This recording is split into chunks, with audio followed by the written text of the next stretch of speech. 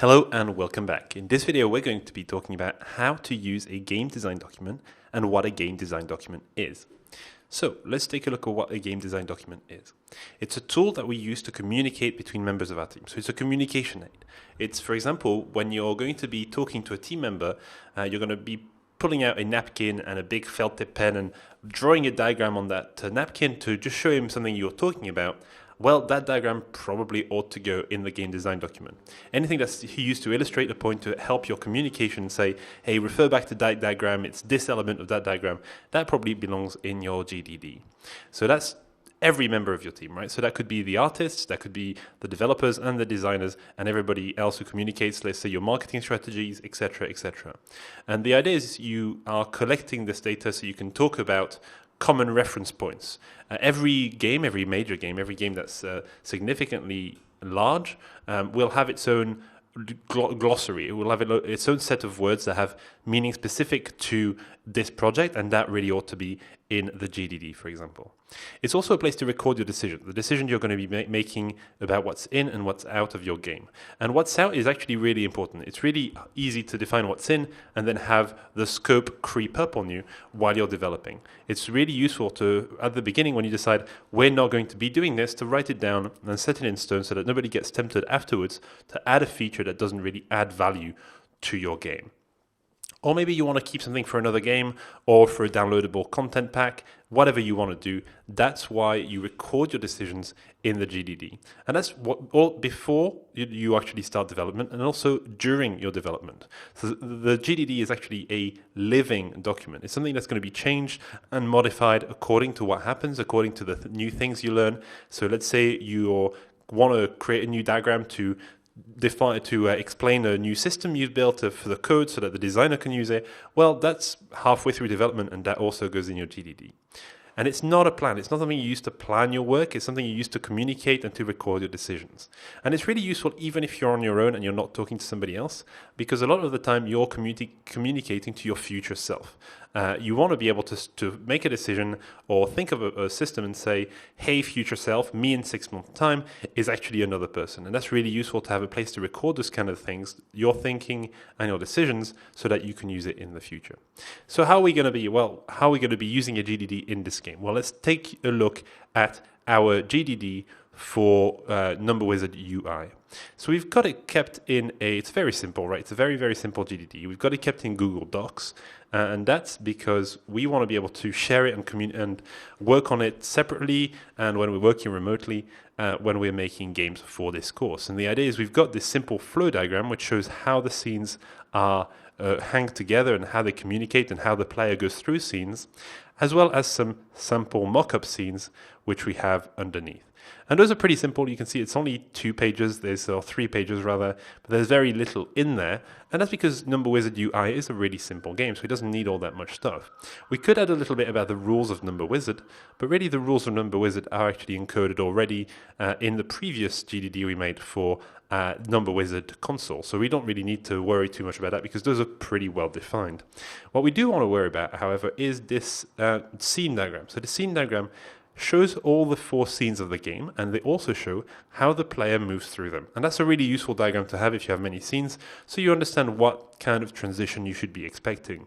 And for example, right now we have a start menu to game transition when you click start, but we also have a game to start menu transition, and we can see just by looking at this diagram that we're not going to need this transition for very long. It's only a temporary transition to get used to making them, but really the game ought to exit to a win screen or a lose screen, and then those ought to go to start menu, start again. So cool, so what does that mean for us and our game right now? Well, if we take a look at our Unity editor, we can see that we have the 4 scenes, however, they're not wired together yet. We only have the start scene and the game scene, and they're not even wired correctly. So what's the purpose of this video is to use the GDD, to refer back to the GDD, to get those things wired up in the way the final game will eventually be wired up.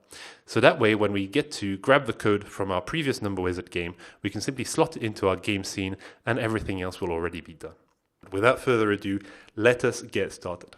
The first thing I want to do is look at the win scene and create the win scene as we would expect it to. So I'm going to go into my start scene, right? I'm going to copy everything and go into my win scene, delete the camera I already have, and then paste all the things I've got from my start scene. Now I'm not going to need all of them. I'm just going to change the text on a few. I'm only going to need one button, and I'm going to remove the quit button, change where the start button is going to go to the start scene, change the text on a few things. For example, I want to change this guy to say start again, or return to start menu, or return to start. And you'll notice that I'm going to have to change a few things. For example, here the size of the box isn't big enough. Note I'm using Shift and rather Alt to scale from the center. Here we go. I don't need a subtitle here. And we are in our win scene. So let me delete this guy. And for my title, I'm just going to go, congratulations, you have defeated me, but I will rise again. So this is the win scene. So this is the congratulatory scene for the player. And I need to spell this right. Here we go. Congratulations. You have defeated me, but I will rise again.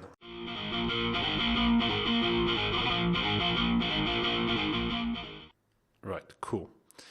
So now I've got this new scene that goes back to start. We can try it out, press play, click, and it does go back to the start. And now what's going to happen next is you're going to do the rest of the scenes. You're going to use this GDD to create a bunch of buttons on the loose screen and the game screen to create the rest of the game. So that way I want the transitions to look like those on this diagram rather than to be the ones they have already. So we've created this arrow between the win screen and the start menu. We've also created the arrow between the start menu and the game scene. It's now up to you to create all the other arrows using buttons in your game. So I'll see you when you've done all that, and we will carry on and see what we can make out of this game. I'll see you soon. Okay, have you got a button that does everything like that? Have we got all the buttons sorted? Well, let's take a look at what I would do. Now we're back in Unity. We've got this win scene sorted. We save it. We jump into our loose scene, and we do pretty much the same thing. We can just create another scene. This is going to be pretty boring.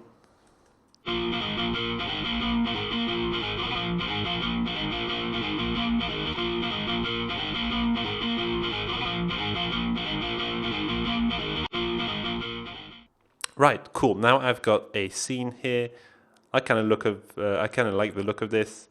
Now to wire it up with the right direction, to wire it up to the right scene. Instead of going to game, I'm going to go back to start.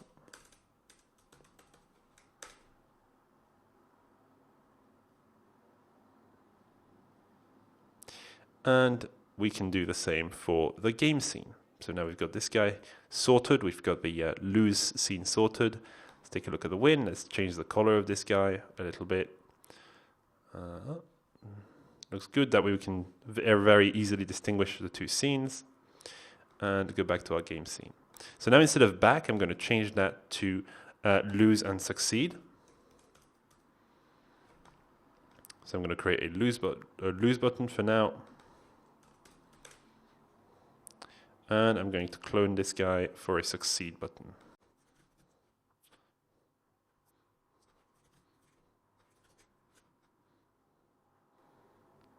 Cool. So now I just need to wire those guys up. Instead of back to the start menu, I want them to go to the win and lose.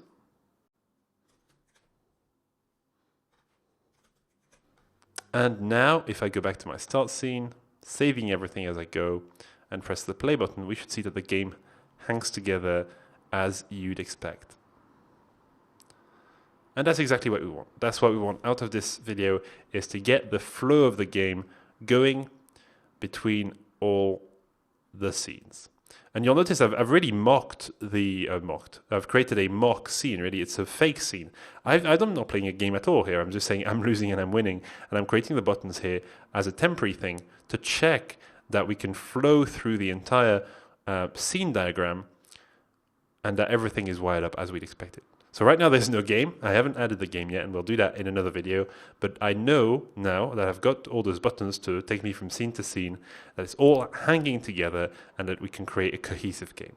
And then we'll add the game mechanic in another video. And that's pretty much it for this video. I hope you've enjoyed it. I hope you see the benefits of using a game design document and how we can really use a game design document when we're developing to help us draw a rough outline of the game like I've just done here, and to record all the decisions we're making. So cool, I'll see you in another video. Bye for now.